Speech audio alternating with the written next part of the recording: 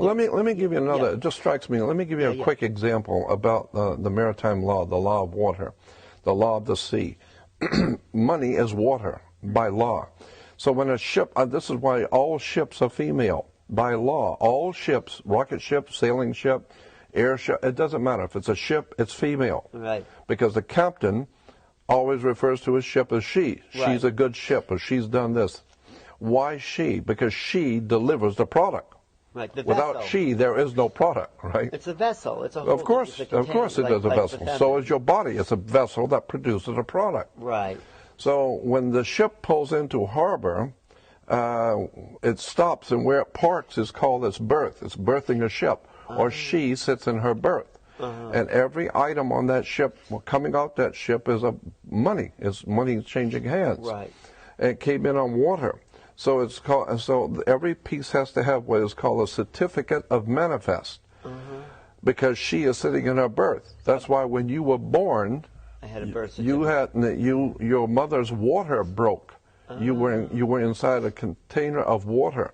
Her water broke, and you came out, and therefore you have to have a birth certificate. Wow. And it's got to be signed by the dock, because that's where the ship is sitting. The dock is where the ship sits. It's funny. So once you begin to see how the words and terms are all based on maritime admiralty, the law of water, the cash flow, the liquid asset. But is that just in English, the dock, the water? Yeah, of course. But of course, it goes all the way back to the English or British domination of the seas. Oh. And so when the British began to dominate the seas, the Knights Templar Masonic order of the Knights Templars, who have been in the middle of Asia, came back into Western, Eastern Europe, brought all of these concepts, and it was developed into a commercial system of words and terms and symbols which are used in courts and government and corporations. You know, your body as a corporation. No, that's a whole story. We could talk for hours on this, but your body is a corporation. Of cells, you mean? No. It's called, and by law, your body, your physical body is a corporation. And so when you die, you're a corpse. Because when you're living, you're a corporation. You are a business. And hanging out with that person is bad business. Right. Or who I hang out with is none of your business. Right. Because your body is a business.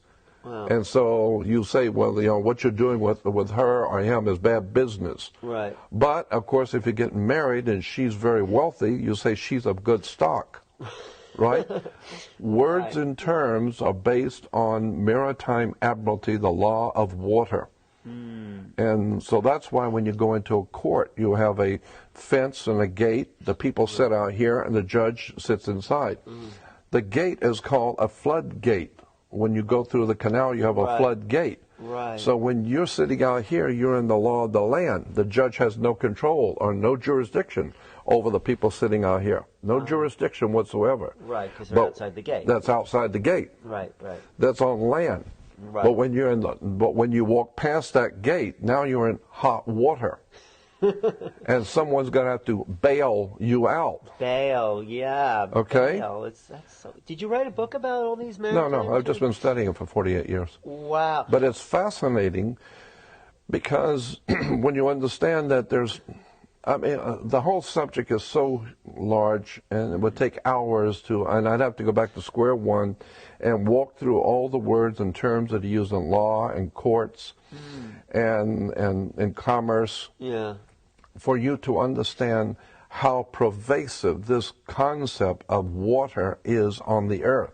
Wow. The law of water, maritime admiralty, it's an extraordinary story about how governments rule the world. And unless you understand this, you're never going to figure out what's going on. Look at it. When you walk into a courtroom and they call your name, you get up and you put your hand on the gate and you open the gate. The moment you put your hand on the gate, by international law, you of your own volition have opened yourself up to maritime admiralty law, because you were on the law of the land. As long as you don't touch that gate and go through it, you haven't opened the floodgate. Now, once you open the floodgate, there's a piece of wood on top of that gate, and it's called the bar, and you're not licensed to pass the bar. Right. So what you've done is you've opened the floodgate, but you weren't licensed to pass the bar. So what does that mean? So that means that you are dead. You are now dead. Once you touch that, you are dead. Because you're no longer in control of That's right. You are dead. Well, you're considered to be a dead man. That's why the attorney has to speak for you. He has to represent you. Why are you dead? Because you went into the deep water and you died. You drowned. Because you weren't licensed. Because you weren't. Right. You were not licensed to pass the bar. And the bar represents a sandbar in the ocean. But the bar is what the attorneys are licensed to pass, but you're not. So the point being is that when you open that gate of your own volition, you are considered by law to be a dead man. Really? That's why you cannot talk to the judge, because dead people don't talk to judges. So you need an attorney who is your mouthpiece. He speaks for you because you're dead. Well, should we do away with courts so people can get their lives back? I would think that what you want to do is understand how the system works. Oh, and avoid it. Well, and avoid it if you can.